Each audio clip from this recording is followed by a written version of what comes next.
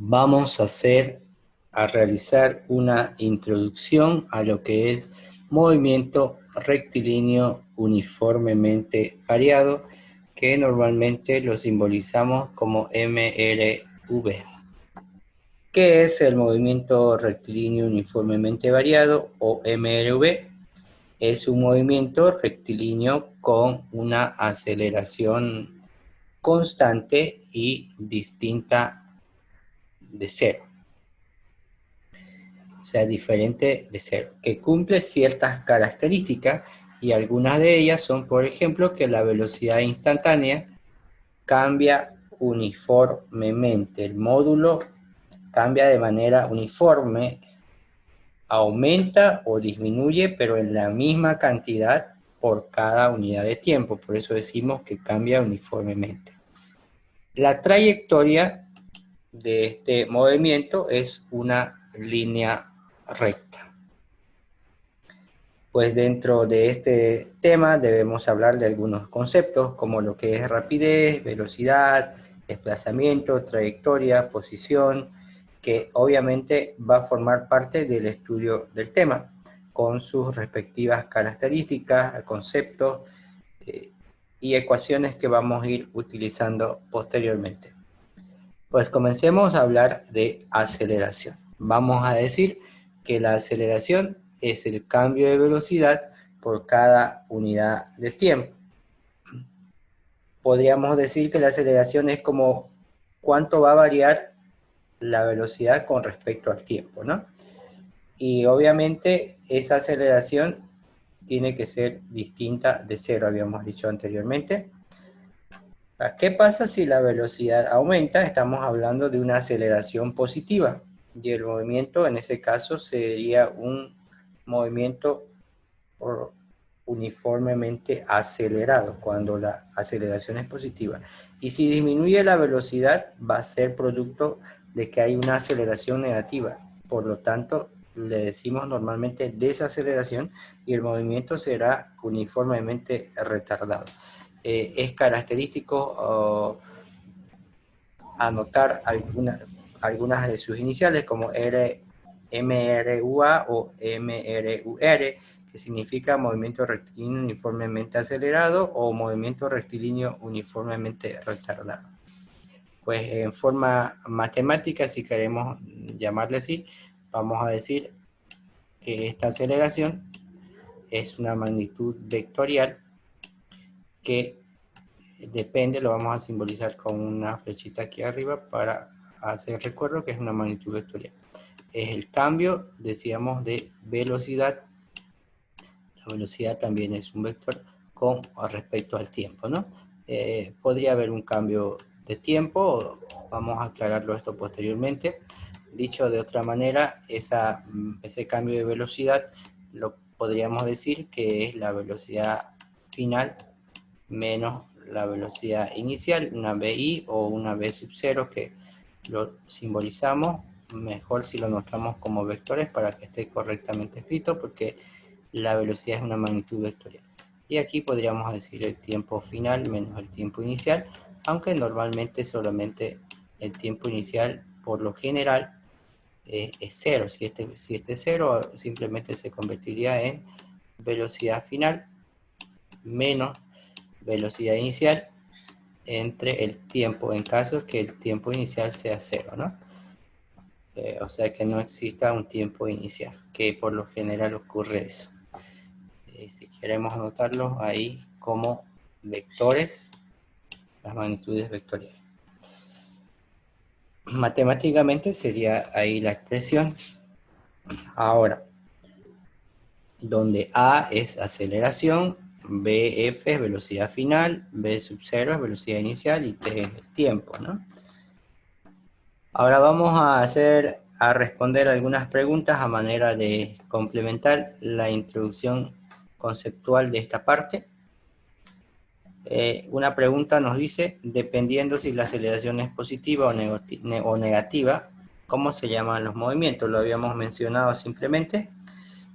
Los movimientos se llaman movimiento rectilíneo uniformemente acelerado cuando la aceleración es positiva. Y si la aceleración es negativa, sería un movimiento rectilíneo uniformemente retardado cuando ocurre que es una aceleración negativa. Hay un movimiento retardado o un movimiento acelerado uniformemente, ¿no? ¿Qué características tiene el movimiento rectilíneo uniformemente variado? Pues aquí lo tenemos, estas dos serían las características.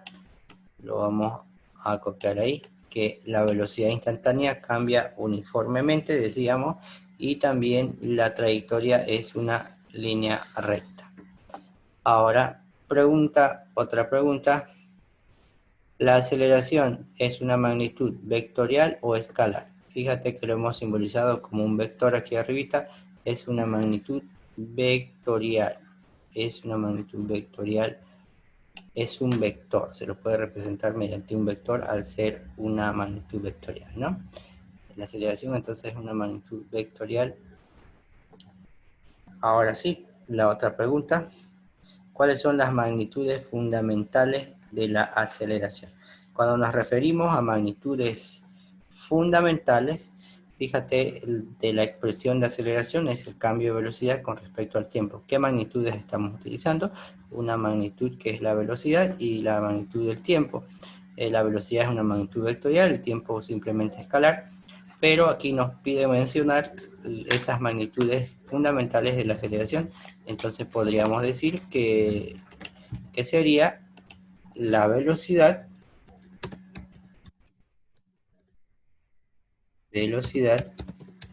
y el tiempo.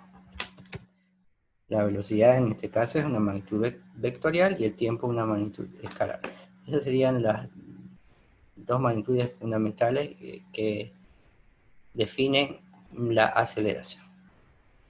Pues ahí tenemos de una manera conceptual como una introducción a movimiento rectilíneo uniformemente variado. Ahora voy a borrar esto y vamos a seguir hablando de algunos otros conceptos. Vamos a entrar a lo que sería las ecuaciones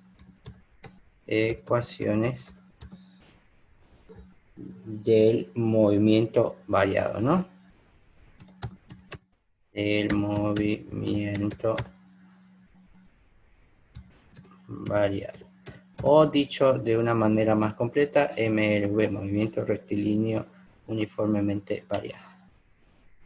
Ok, ¿qué ecuaciones se utilizan en este movimiento? Por lo general ocupamos estas ecuaciones. Velocidad final es igual a la velocidad inicial más aceleración por tiempo.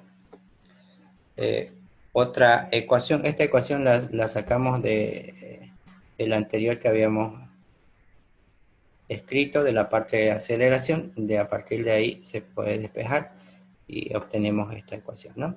Sin olvidarnos que esto es una magnitud vectorial. Por cuestiones prácticas normalmente a veces no lo anotamos, pero lo correcto es anotarlo así. Y también en la aceleración es una magnitud vectorial. Muy bien. Otra de las ecuaciones que tenemos es la siguiente.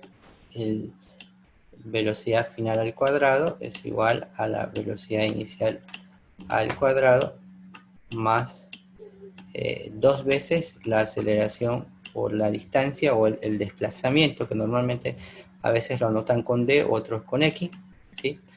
Y en caso que hubiera un desplazamiento inicial, aquí sería como el cambio de desplazamiento que sería anotado de esta manera.